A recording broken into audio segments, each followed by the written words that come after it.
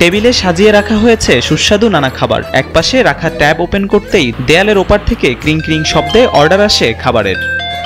তড়িঘড়ি করে সদ্য প্রস্তুত করা খাবার নান্দনিকভাবে প্যাকেজিংয়ের কাজ শুরু হয়। এর মধ্যে দরজার সামনে চলে এলো ডেলিভারি ম্যান। ব্যাগে করে সুন্দরভাবে খাবার তুলে দেওয়া হলো তার হাতে। এভাবেই বাসায় রান্না করা খাবার পৌঁছে যাচ্ছে অফিস কিংবা অন্য বাসায়। আর ঘরে বসে ইশরাত জাহানের প্রতি মাসে আয় করছেন প্রায় $1.5 লাখ টাকা। মান্থলি খরচ যদি বলি, আমার মোটামুটি 60 to 70,000 টাকা আমার মান্থলি, আমার বাজার খরচ, পথ খরচ আছে, ব্যাগ খরচ, এগুলো সবকিছু মিলে আমার 60 to 70,000 টাকা আমার মান্থলি একটা খরচ চলে যায়। আমার 30 to 40,000 টাকা যেই মাসে আমার অনেক সেল থাকে, আমি 50,000 টাকাও আমার থেকে যায়। ছোটবেলা থেকেই বিভিন্ন ধরনের খাবার শখ থেকে রান্না করতেন ইশরাত। স্নাতক ডিগ্রি নিয়ে অন্যদের মতোই চাকরি শুরু করেছিলেন উচ্চ বেতনে একটি মোবাইল ফোন কোম্পানিতে। সন্তানকে সময় দিতে না পারার হতাশা থেকে প্রায় 3 বছর পরে চাকরি ছেড়ে দেন তিনি। টিনেজার থেকেই আমার রান্নাটা একটা শখ ছিল, রান্না করে মানে অতিথিদের খাওয়ানো।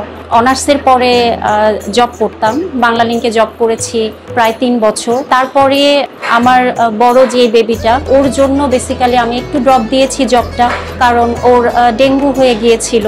তখন টোটালি আসলে একটু ফ্রাস্ট্রেট হয়ে যাচ্ছিলাম।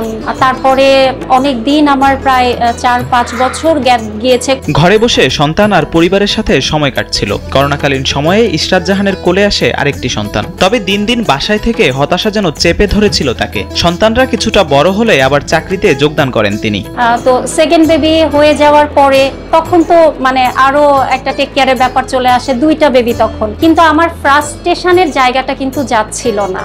তো তারপরে আমি একটা এজেন্সিতে অ্যাপ্লাই করি। তারপরও অ্যাজ এ মাদার আমি ফিল করছিলাম যে আসলে বাচ্চারা কি খাচ্ছে ঠিকঠাক মতো। দ্বিতীয় দফায় চাকরি শুরু করলেও সন্তান আর পরিবারকে পর্যাপ্ত সময় দিতে না পারার আক্ষেপ কাজ করতে থাকে মনের মধ্যে। হঠাৎ একদিন ফেসবুক ব্রাউজ করতে গিয়ে চোখে পড়ে বাসায় বসে হোম শেফ হিসেবে ফুডপান্ডায় কাজ করার সুযোগ। ফের চাকরি ছেড়ে দেন, কাজ শুরু করেন ঘরে বসে। মাত্র 2 থেকে 3 হাজার টাকা খরচ করে কাজ শুরু করেন তিনি। আমি যখন জবটা করছিলাম তখন একদিন ফেসবুক ব্রাউজ করতে করতে হঠাৎ দেখি যে ফুডপান্ডায় রেজিস্ট্রেশন করুন। আমাকে ফুডপান্ডা থেকে একদিন কল দেওয়া হলো।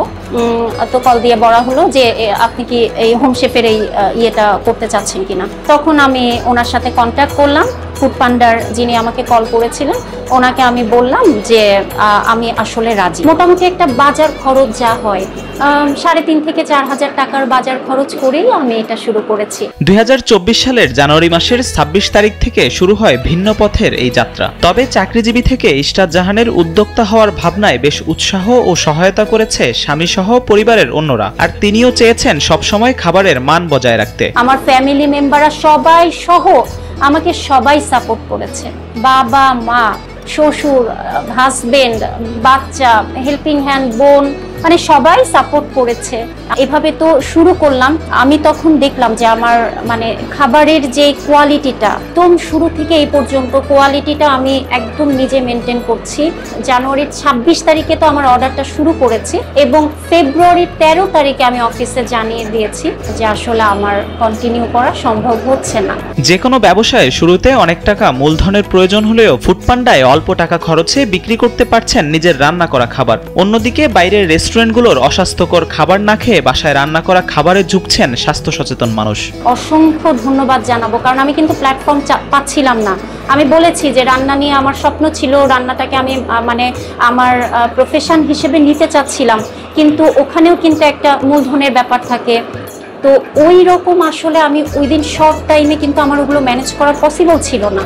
তো সেই ক্ষেত্রে ফুডপান্ডা আমার জন্য অনেক বড় একটা প্ল্যাটফর্ম ছিল, যেই প্ল্যাটফর্মের মাধ্যমে আমি এখন অনেক নিজেকে ধন্য মনে করি যে আমার নিজের হাতের রান্না একদিকে আমি আমার বাচ্চাদের খাওয়াচ্ছি, অন্যদিকে যারা হয়তোবা মায়ের হাতে রান্নাটা খেতে পারেন। হোম শেফ হিসেবে কাজ শুরু করার প্রথম দিন মাত্র একটি অর্ডার পেয়েছিলেন ইশরাত। তবে প্রতিনিয়তই বাড়ছিল অর্ডারের সংখ্যা। মাত্র 4 মাসের ব্যবধানে এখন প্রতি মাসে আয় করছেন 40 থেকে 50 হাজার টাকা। অন্যদিকে বাসায় বসে সন্তানদের লালন পালন করে বাড়তি আয়ের যোগান দিতে পেরে খুশি এই সফল উদ্যোক্তা নারী। শুরুর দিকে আমার প্রথম দিন একটাই অর্ডার ছিল, তারপরের দিন 3টা অর্ডার ছিল, তারপরে আমি সপ্তাহ পরে আমি 9টা 10টা করে অর্ডার পেয়েছি। এখন তো আলহামদুলিল্লাহ আমার সারাদিনে 18 থেকে 23টা বা সর্বোচ্চ 27টা অর্ডারও আমি পেয়েছি।